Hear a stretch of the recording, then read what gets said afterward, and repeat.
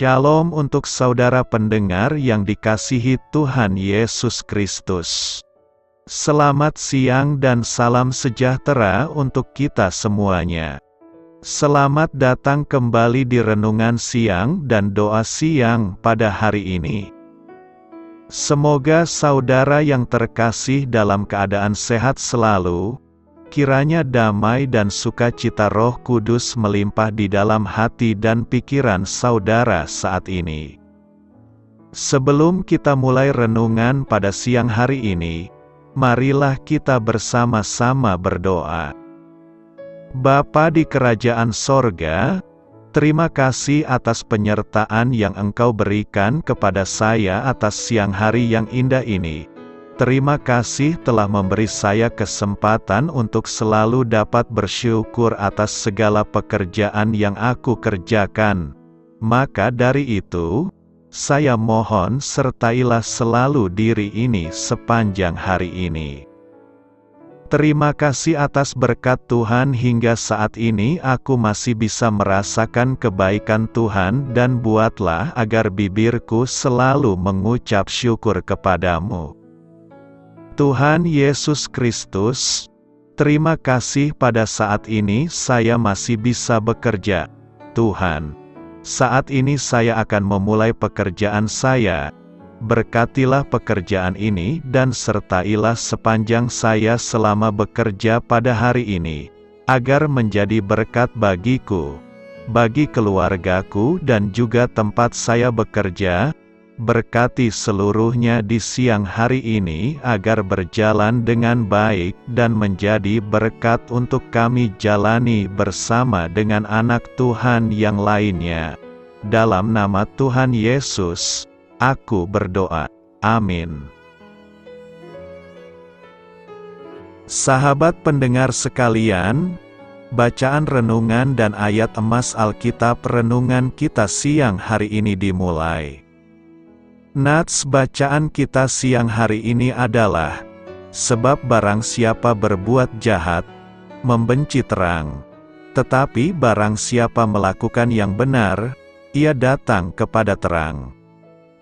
Tertulis di dalam kitab Yohanes 3 ayat 20 sampai dengan ayat 21. Judul renungan kita hari ini adalah, Musuh atau Sahabat. Bacaan kita pada siang ini terambil dari kitab Yohanes 3 ayat 17 sampai dengan ayat 21. Sebab Allah mengutus anaknya ke dalam dunia bukan untuk menghakimi dunia, melainkan untuk menyelamatkannya oleh Dia. Barang siapa percaya kepadanya, ia tidak akan dihukum. Barang siapa tidak percaya, ia telah berada di bawah hukuman, sebab ia tidak percaya dalam nama Anak Tunggal Allah. Dan inilah hukuman itu, terang telah datang ke dalam dunia, tetapi manusia lebih menyukai kegelapan daripada terang, sebab perbuatan-perbuatan mereka jahat. Sebab barang siapa berbuat jahat, membenci terang dan tidak datang kepada terang itu, supaya perbuatan-perbuatannya yang jahat itu tidak nampak, tetapi barang siapa melakukan yang benar, ia datang kepada terang, supaya menjadi nyata, bahwa perbuatan-perbuatannya dilakukan dalam Allah. Ayat renungan kita ini terambil dari kitab Yohanes 3 ayat 17 sampai dengan ayat 21. Kata bijak Alkitab hari ini adalah, kita tidak berada di dunia untuk terbiasa dengan kegelapan tetapi bercahaya seperti sinar. Mari kita mulai renungan siang kita. Baiklah, mari kita mulai segmen kisah inspiratif. Ketika saya masih di sekolah menengah, saya menikmati kegiatan perdebatan dalam satu kelompok. Tujuan kita bukanlah menyatakan kebenaran, tetapi meyakinkan para hakim untuk melihat bahwa bukti-bukti kami lebih kuat daripada lawan-lawan kami. Akibatnya, saya tidak menyambut baik suatu kebenaran tatkala seseorang dari kelompok lain memunculkan terang dari masalah tersebut dan memperlemah kasus saya. Berdebat melawan kebenaran mungkin dapat diterima dalam suatu perdebatan, tetapi hal ini merupakan hal yang sangat salah dalam kehidupan yang sebenarnya. Sikap kita terhadap kebenaran pada akhirnya akan menentukan tujuan akhir kita, surga atau neraka. Saat ini banyak orang yang berpengaruh secara terbuka memperlihatkan kebencian mereka terhadap terang. Sebuah buku yang belum lama ini terbit, misalnya, menggambarkan bahwa Yesus Kristus memiliki 3 orang istri. Sama sekali tidak ada alasan atas pernyataan demikian. Tetapi para penelaah menganggap bahwa buku tersebut dapat dipercaya. Mungkin mereka belum membaca kisah hidupnya yang sebenarnya. Atau barangkali mereka tidak mau percaya bahwa dia adalah anak Allah yang tidak berdosa dan terang yang akan mengadili kita semua pada suatu hari. Yesus berkata bahwa mereka berbuat jahat, yakni mereka yang tidak datang kepada terang dan membenci terang, supaya perbuatan-perbuatan yang jahat itu tidak nampak.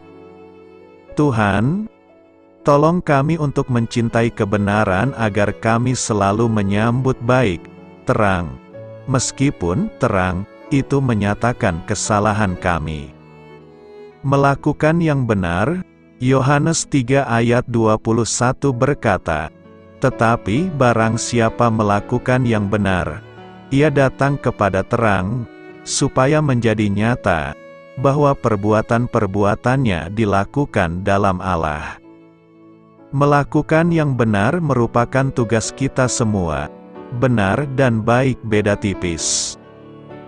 Benar berarti ia melakukan sesuai dengan perintah dan aturan. Baik berarti melakukan sesuatu dengan baik walau bisa saja tidak sesuai dengan aturan atau perintah. Kitab suci mengajar kita menjadi orang benar bukan orang baik. Walau resikonya beda. Tidak seorang pun mau mati untuk orang benar, tetapi untuk orang baik ada banyak orang yang mau mati. Orang benar pasti datang kepada terang Allah, tetapi orang baik belum tentu datang kepada terang Allah. Orang benar menunjukkan perbuatannya di hadapan Allah dan ia mempertanggungjawabkan apa yang dilakukannya. Semua tindak tanduknya, tingkah lakunya nyata di hadapan Allah. Tidak ada yang disembunyikannya. Orang benar tidak takut mendatangi terang Allah karena segala perbuatannya sesuai dengan kehendak Allah. Itulah sebabnya sulit orang yang mau mati membela orang benar karena mereka tidak mau hidup sesuai dengan perintah Tuhan. Hidup menjadi orang benar tidak mau kompromi dengan segala tindakan kejahatan dan kegelapan dunia. Orang baik bisa saja melakukan kehendak Tuhan, tetapi terkadang mereka kompromi dengan dosa dan kejahatan agar bisa menyenangkan orang lain. Kebaikannya sebenarnya menutupi dosa yang sedang dilakukannya. Itulah sebabnya ada banyak orang mau mati baginya karena jasa baiknya bagi mereka. Orang baik belum tentu mau datang kepada terang Allah sebab ia tahu banyak melakukan dosa yang tidak sesuai dengan kehendak Allah. Orang benar punya kuasa Allah, tetapi orang baik belum tentu punya kuasa Allah. Jika orang benar berdoa dengan yakin maka doanya sangat besar kuasanya. Tetapi jika orang baik berdoa belum tentu punya kuasa yang besar. Selain itu Yesus juga berfirman, "Akulah jalan dan kebenaran dan hidup." Yesus tidak pernah berkata, "Akulah jalan dan kebaikan dan hidup." Artinya, hanya orang benarlah yang mampu datang kepada terang Allah dan bukan orang baik. Orang benar itu seperti lampu yang terus-menerus bernyala. Tetapi nyalanya itu berasal dari perbuatan-perbuatan benar yang ditunjukkan dalam hidup sehari-hari. Mengapa? Karena itulah kesaksian hidup orang benar. Orang benar mesti selalu memberi kesaksian tentang kebenaran kepada semua orang yang dijumpai. Karena itu, orang benar mesti mengambil sikap yang lain. Orang benar mesti berani melawan arus.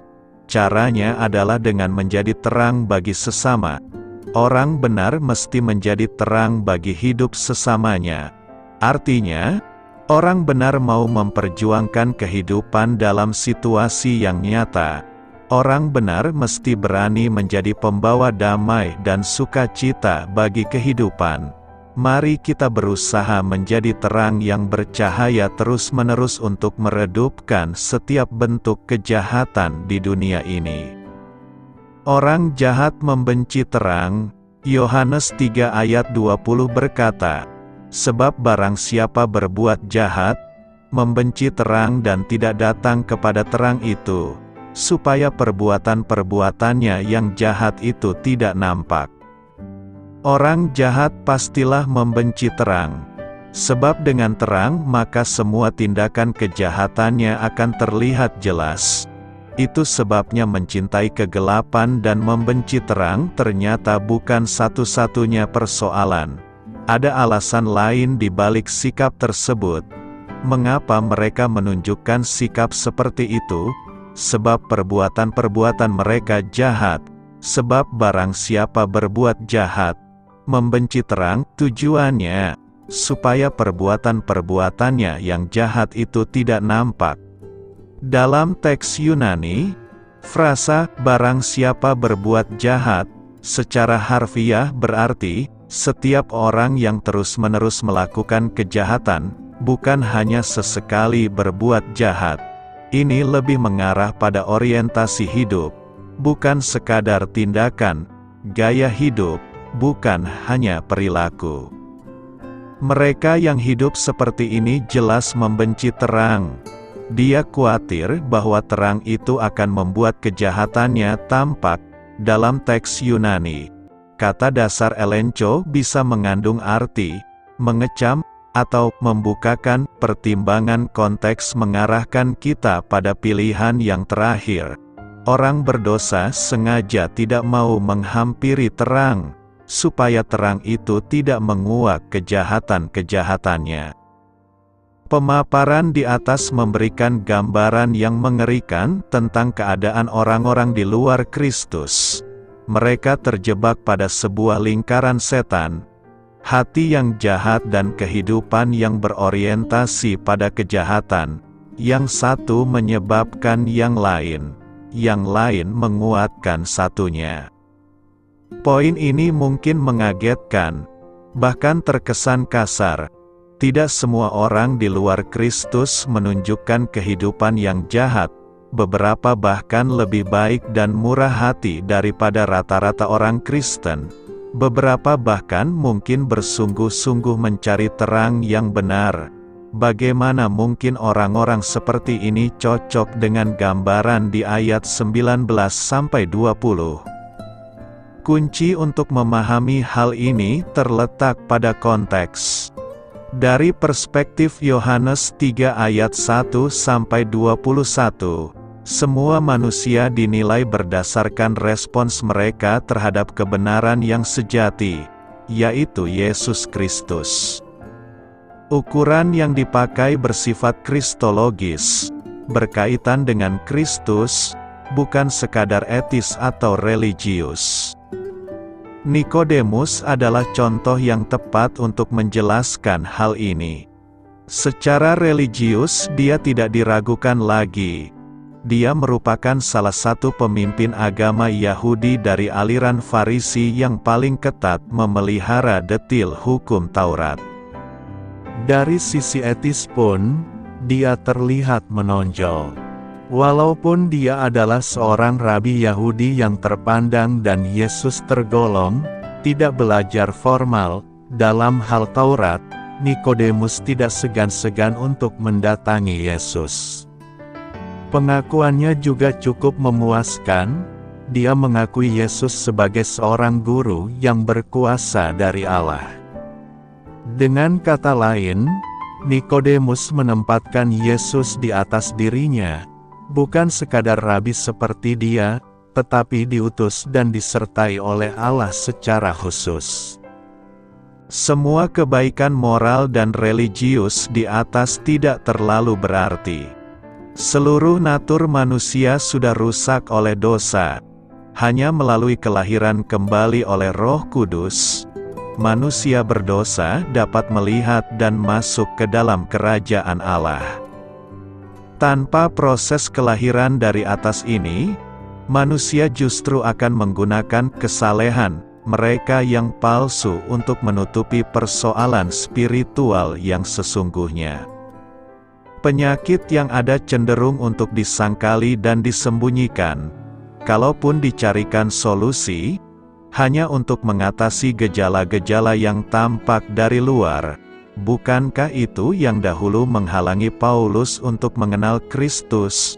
Bukankah kesalehan dan semangat religius seperti itu yang menghalangi bangsa Yahudi untuk merengkuh kebenaran di dalam Kristus? Seandainya moralitas dan agama sudah memadai untuk mengubah hati manusia yang rusak oleh dosa, untuk apa Nikodemus masih perlu dilahirkan kembali oleh Roh Kudus? Jikalau perbuatan baik dan kesalehan religius mampu membawa manusia ke surga, untuk apa Allah perlu mengaruniakan anaknya sendiri dan mengutusnya dari surga ke dalam dunia? Jadi, dari perspektif Yohanes 3 ayat 1-21,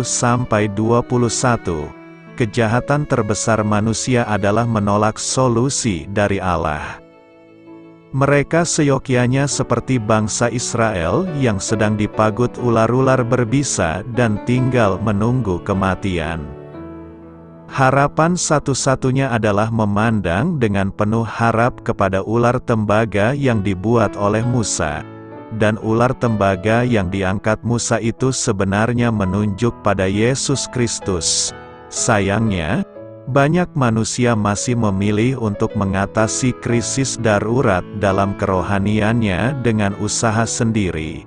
Mereka tampaknya tidak sadar tentang betapa mengerikannya keadaan mereka. Itulah orang-orang berdosa. Tidak semua orang menentang dan menjauhi terang. Ada yang datang kepada terang itu. Mereka adalah orang-orang yang melakukan kebenaran. Mereka ini terus-menerus melakukan kebenaran. Kebenaran menjadi orientasi dan gaya hidup mereka. Apakah hal ini berarti bahwa ada orang-orang berdosa tertentu yang dengan kekuatannya sendiri mampu mendatangi terang? Sama sekali tidak. Sikap seseorang terhadap terang, entah menjauhi atau mendatangi, hanyalah gejala di luar yang mengungkapkan kondisi internal mereka. Respons itu bukan penyebab, tetapi indikator. Keberanian untuk mendatangi terang menunjukkan kondisi spiritualitas orang tersebut. Perhatikan ayat 21 secara seksama, tetapi barang siapa melakukan yang benar, ia datang kepada terang, supaya menjadi nyata bahwa perbuatan-perbuatannya dilakukan di dalam Allah. Tujuan kedatangannya kepada terang adalah untuk menyatakan suatu fakta. Perbuatan-perbuatannya dilakukan di dalam Allah. Bentuk kata kerja "dilakukan" menyiratkan bahwa tindakan itu sejak dahulu sudah dilakukan di dalam Allah dan akibatnya masih ada atau terlihat sampai sekarang. Dengan kata lain, Allah sudah lebih dahulu bekerja dalam hati orang itu, sehingga dia mampu mendatangi terang. Jadi, proses mendatangi terang dimulai oleh Allah, bukan dimungkinkan oleh kebaikan intrinsik dalam diri manusia. Karena itu, jauhilah kejahatan dan datanglah kepada terang itu. Apa artinya Tuhan lebih besar dari hati kita? 1 Yohanes 3 ayat 20 mengatakan, jika hati kita menyalahkan kita, kita tahu bahwa Allah lebih besar dari hati kita dan Dia mengetahui segala sesuatu. Di sini Yohanes mengingatkan kita bahwa Tuhan lebih besar dari perasaan bersalah kita, dan Dia lebih besar dari kesalahan yang kita buat ketika kita berbuat dosa. Saat ini, kita sering menggunakan kata jantung untuk merujuk pada organ yang memompa darah ke seluruh tubuh. Namun, dalam Alkitab kata hati biasanya mengacu pada emosi atau keinginan seseorang, pusat dari kemauannya atau jati dirinya. Hal ini berlaku baik bagi Tuhan maupun umat manusia. Misalnya, Allah menyebut Raja Daud sebagai seorang yang berkenan di hatiku. Dengan kata lain, Daud berusaha melakukan semua yang dikehendaki Tuhan. Dalam Markus 7 ayat 21-22, Yesus mengatakan bahwa dari hati seseorang mengalir keinginan yang berdosa dan jahat. Ketika Yohanes mengatakan bahwa Tuhan lebih besar dari hati kita, dia sedang mengatakan kepada kita bahwa Tuhan lebih besar dari keinginan, emosi, dan kemauan kita. 1 Yohanes 3 ayat 20 dimulai dengan klausa bersyarat, jika hati kita menyalahkan kita.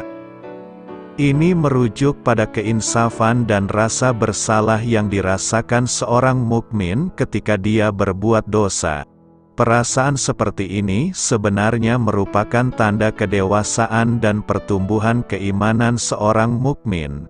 Ini menunjukkan bahwa ia sadar akan dosanya dan terus membutuhkan Tuhan.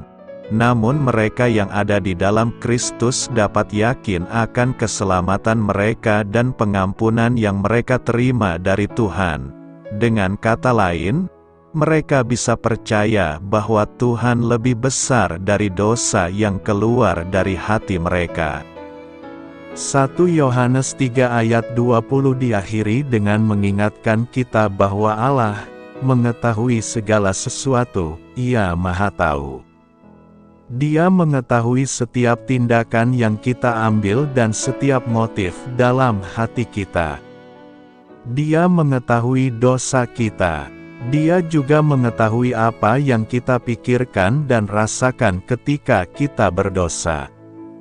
Namun Dia ingin kita mengetahui bahwa Dia lebih besar dan lebih agung dari semua itu, dan Dia ingin kita bersandar pada kebenaran itu. Jadi, ketika kita merasa diinsafkan atas dosa-dosa kita, 1 Yohanes 3 ayat 20 mengingatkan kita bahwa kasih Allah lebih besar daripada keinsafan itu. Ketika seorang percaya berbuat dosa, dia tidak boleh berkubang dalam rasa bersalah atau takut di hadapan Allah, melainkan meminta pengampunannya dan bersandar pada kebenaran bahwa Dia setia untuk mengampuni. Ketika seorang mukmin mengingat dosa-dosa masa lalunya, betapapun buruknya dosa-dosa itu, ia tidak boleh berputus asa tetapi percaya bahwa Tuhan lebih besar dari masa lalu kita. Ibrani 4 ayat 16 memberi kita dorongan ini. Marilah kita menghampiri tahta kasih karunia Allah dengan penuh keberanian, supaya kita menerima belas kasihan dan menemukan kasih karunia untuk menolong kita pada saat kita membutuhkannya. Allah mengutus anaknya, Yohanes 3 ayat 17 berkata, sebab Allah mengutus anaknya ke dalam dunia bukan untuk menghakimi dunia, melainkan untuk menyelamatkannya oleh Dia. Ayat ini mengandung 3 kalimat penting. Pertama, Allah mengutus anaknya. Kedua, bukan untuk menghakimi dunia. Dan ketiga, melainkan untuk menyelamatkan dunia. Tidak ada hal yang lebih penting dibandingkan dengan apa yang telah dinyatakan di sini. Kata-kata ini merupakan sebuah deklarasi atau pengumuman yang dibuat oleh Yesus kepada kita. Nasib dunia ini dan nasib setiap insan bergantung pada 2 ayat ini. jika dua ayat ini harus dibacakan pada suatu masa tertentu yang ditetapkan melalui televisi satelit ke seluruh dunia, maka seluruh dunia harus menghentikan seluruh kegiatannya dan berkumpul di hadapan televisi menantikan siaran itu. Seluruh dunia seharusnya bersuka cita dalam kelegaan mendengarkan pernyataan ini. Namun itu tidak bakal terjadi, bukan? Di dalam kehidupan, kita begitu disibukkan dengan begitu banyak hal. Namun saat diperhadapkan dengan ayat ini, kita harus berhenti.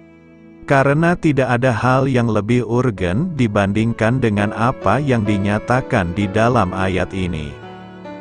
Kalau kita benar-benar menangkap atau ditangkap oleh ayat ini dan inti dari ayat ini meresap ke dalam hidup kita, segala-galanya akan berubah. Saya yakin kalau kebenaran dari ayat ini meresap ke dalam hati dan jiwa kita, semuanya akan berubah. Seorang pemarah tidak akan tinggal sebagai seorang pemarah. Seorang yang pendendam tidak akan tinggal sebagai seorang pendendam. Seorang yang egois tidak akan tetap seorang egois. Dan seorang yang narsis tidak akan narsis lagi. Karena ayat itu kalau dihayati dan diresapi akan mengubah segala sesuatu. Kedatangan Yesus intinya adalah untuk karya penyelamatan dunia. Yesus bukan hendak menginterogasi manusia dalam kejahatannya, tetapi Yesus hendak menyelamatkan dunia ini dari kehancuran. Di tengah situasi COVID-19 ini tentu Yesus hendak menyelamatkan dunia dari virus yang mematikan ini. Sebagai manusia ciptaannya, kita pun harus ambil bagian dalam karya penyelamatan dunia ini. Sudahkah kita merespons karya kedatangan Tuhan Yesus dan semakin bersedia dipakai menjadi alat di tangannya untuk menjadi penyelamat bagi sesama manusia, dari hal-hal yang kelihatannya paling sederhana sekalipun? Seperti tetap mematuhi protokol kesehatan, melakukan 3M, mencuci tangan, memakai masker dan menjaga jarak sebagai wujud penyelamatan diri sendiri, namun terlebih juga untuk menyelamatkan keluarga, orang di sekitar kita dan banyak orang lain, suku, ras, bangsa apapun dan bahkan agama apapun di kehidupan. Karena itu, mari semakin bersedia menjadi saluran keselamatan dan penyelamatan Tuhan Yesus Kristus. Mengasihi dengan perbuatan dalam kebenaran. 1 Yohanes 3 ayat 18 berkata, "Anak-anakku, marilah kita mengasihi bukan dengan perkataan atau dengan lidah, tetapi dengan perbuatan dan dalam kebenaran." Mengasihi itu pasti sudah pernah kita lakukan. Persoalannya apakah kasih itu kita lakukan dalam kebenaran atau tidak. Yohanes mengajak kita untuk mengasihi dengan perbuatan dalam kebenaran.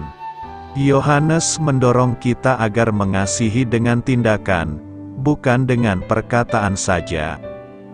Ucapan bibir itu sangat tidak akan berfaedah apabila tidak disertai dengan bukti atau action. Kasih itu perlu tindakan nyata dan kerelaan untuk berkorban, bukan hanya lip service. Karena itu penting sekali bagi kita untuk memahami betapa besar kasih Tuhan kepada kita. Rasul Paulus pun berdoa, supaya kamu bersama-sama dengan segala orang kudus dapat memahami betapa lebarnya dan panjangnya dan tingginya dan dalamnya kasih Kristus, dan dapat mengenal kasih itu, sekalipun ia melampaui segala pengetahuan.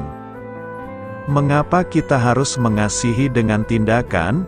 Karena Bapa mengasihi kita juga melalui tindakan nyata, yaitu mengaruniakan anaknya yang tunggal, supaya setiap orang yang percaya kepadanya tidak binasa, melainkan beroleh hidup yang kekal. Bapa mengasihi kita dengan mengutus anaknya sebagai pendamaian bagi dosa-dosa kita. Saudara-saudaraku yang kekasih, jikalau Allah sedemikian mengasihi kita, maka haruslah kita juga saling mengasihi. Maksudnya adalah mengasihi dengan melakukan sebuah perbuatan yang bersumber dari kebenaran Allah. Sebab zaman ini banyak orang mengasihi dengan perbuatan yang tidak benar, misalkan membenarkan sebuah perkara yang jelas-jelas salah hanya karena orang yang dikasihi itu adalah kerabat atau sahabat terdekat. Pertanyaannya ialah bagaimana caranya mengasihi dengan perbuatan dan dalam kebenaran dimaksud. Tentu banyak caranya. Namun menurut surat 1 Yohanes ini mengasihi sesama dengan perbuatan dan dalam kebenaran berarti rela berkorban bagi sesama. Sama seperti Yesus telah menyerahkan nyawanya untuk manusia. Dalam kaitan dengan pengorbanan ini Yohanes tidak meminta kita untuk harus selalu menyerahkan nyawa bagi sesama seperti yang dilakukan oleh Yesus. Pengorbanan seperti itu memang kadang-kadang terjadi.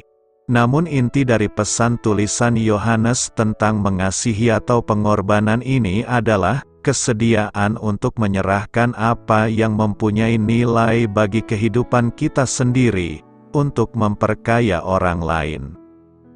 Pengorbanan seperti ini sangat penting, sebab di sekitar kita masih banyak orang yang hidup dalam kekurangan atau kemiskinan, hidup dalam berbagai keterbatasan, hidup dalam penderitaan. Benar bahwa Presiden Jokowi sudah datang ke Nias, malah tidur satu malam di daerah kita. Namun hal itu tidak otomatis mengakhiri semua penderitaan, kekurangan, atau kemiskinan masyarakat kita. Oleh sebab itu, harus ada upaya untuk menolong mereka, menunjukkan kepekaan dan kepedulian kita terhadap sesama, tentu sesuai dengan kemampuan kita masing-masing. Mengasihi sesama dengan menolong orang-orang yang memang membutuhkan uluran tangan kita, tentu membutuhkan kerelaan untuk berkorban, yaitu kesediaan untuk menyerahkan apa yang mempunyai nilai bagi kehidupan kita sendiri, untuk memperkaya orang lain. Tentu ini cukup berat atau sulit. Menolong orang lain sebagai wujud kepekaan dan kepedulian kita kepada mereka mungkin sudah biasa kita lakukan, apalagi dalam tradisi atau budaya kekeluargaan kita. Setiap saat pun kita menolong sesama, terutama bantuan sosial kalau ada peristiwa duka cita misalnya. Pertolongan yang biasa kita lakukan ini patut dihargai. Namun menurut surat 1 Yohanes ini pertolongan atau kepedulian kita seharusnya jauh melebihi kebiasaan kita selama ini. Teks ini menuntut kita untuk melakukan hal yang lebih hebat lagi, yaitu memberikan yang terbaik yang kita miliki atau yang selama ini berharga bagi kita demi menolong orang lain. Ini bukan masalah besar kecil, atau mahal murah, atau mewah sederhana, tetapi perihal yang terbaik atau yang berharga yang kita miliki selama ini. Bentuknya bisa barang, jasa, atau apapun yang berharga yang kita miliki. Dan sekarang kita memberikan itu untuk menolong sesama kita. Kasih seperti inilah yang dimaksud oleh Yohanes. Kasih yang terungkap lewat perkataan atau lidah dan terwujud dalam bentuk kepedulian atau pertolongan kepada sesama yang membutuhkan. Dengan perbuatan kasih itu, menurut Yohanes, maka kita dapat memastikan bahwa kita adalah pengikut Kristus yang hidup dalam kebenaran Allah. Dan kebenaran itulah yang memberi harapan bagi kita bahwa Allah sendiri sangat memahami keberdosaan kita, yang karena dosa itu hati kita menuduh kita dan berkenan mengampuni dosa-dosa kita. Artinya, Pengorbanan yang kita lakukan didasarkan atas pengorbanan Kristus dalam kehidupan kita. Dan pengorbanan itu kemudian sangat menolong diri kita sendiri untuk menjadi tenang menjalani kehidupan. Bahkan tenang datang kepada Tuhan Allah kita. Karena itu, buktikanlah kasih kita dengan perbuatan kita yang benar di hadapan Tuhan. Selamat berkarya untuk Tuhan, selamat memulai karya dalam minggu ini untuk Tuhan. Doa saya menyertai saudara sekalian, saya memberkati Anda agar sewaktu Anda mencarinya dari Dia, Bapa Surgawi Anda akan memberikan bagi Anda roti harian Anda. Dalam nama Yesus Kristus, Tuhan yang berkuasa atas alam semesta dan menuntun kita kepada iman yang menyelamatkan, Tuhan Yesus menyertai senantiasa. Tuhan memberkati. Amin.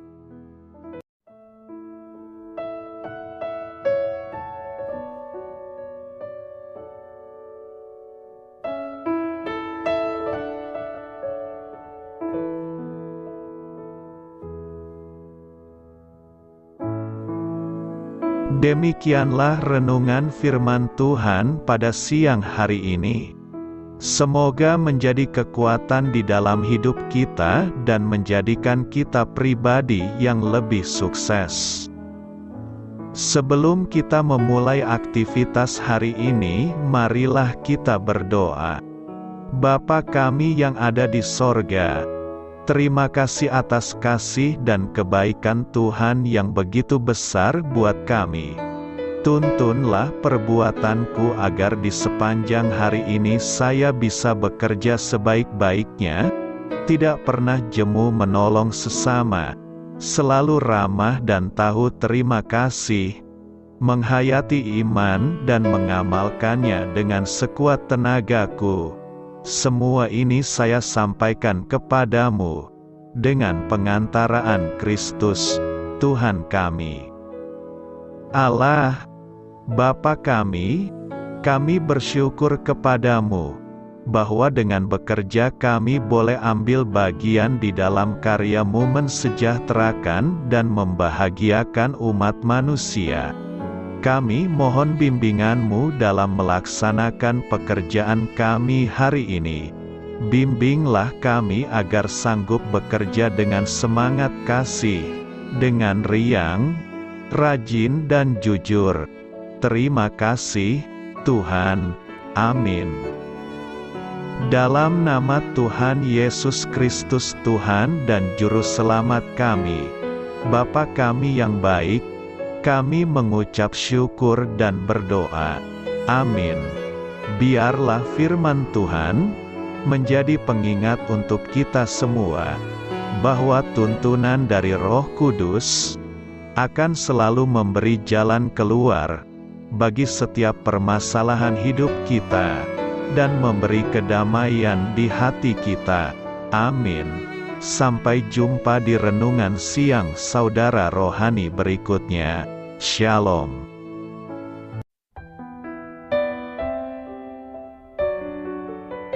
Halo untuk semua pendengar saudara rohani yang terkasih di dalam nama Tuhan Yesus Kristus dimanapun berada. Mari dukung kami, tim redaksi renungan harian saudara rohani dengan cara memberikan bantuan, kritik dan masukan. Saudara dapat memberikan masukan melalui kolom komentar di bawah atau mengirim kepada kami langsung melalui email yang tertera di layar Anda, saudararohani@gmail.com. Jika saudara terberkati melalui renungan ini, saudara dapat mendoakan kami dan memberikan bantuan lainnya dengan mengirim email kepada kami. Saya berdoa agar saudara sekalian bahagia dan sehat selalu. Amin.